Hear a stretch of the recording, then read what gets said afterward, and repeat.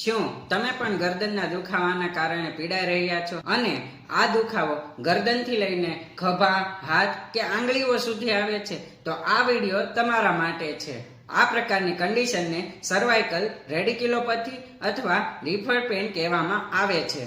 આ પ્રકારના દુખાવા થવા પાછળના કારણોમાં જોઈએ તો પહેલું, ખરાબ પોસ્ચર, એટલે કે જ્યારે લેપટોપ અને મોબાઈલમાં કામ કરતી વખતે વધારે ઝૂકીને વર્ક કરવામાં આવે છે ત્યારે ગરદનની આજુબાજુના સ્નાયુઓ પર સતત લોડ આવે છે, જેના લીધે સ્નાયુઓમાં જકડામણ ઉત્પન્ન થાય છે.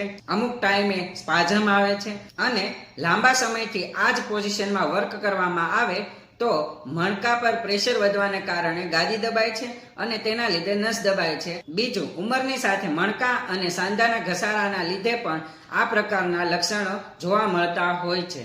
તો આ પ્રકારના દુખાવા માટેની કસરતો હું નેક્સ્ટ પાર્ટમાં બતાવીશ. જો તમે મેળવવા માંગતા હો તો આજે જ મારા પેજને ફોલો કરો અને આ વિડીયો વધુમાં વધુ શેર કરો. Thank you.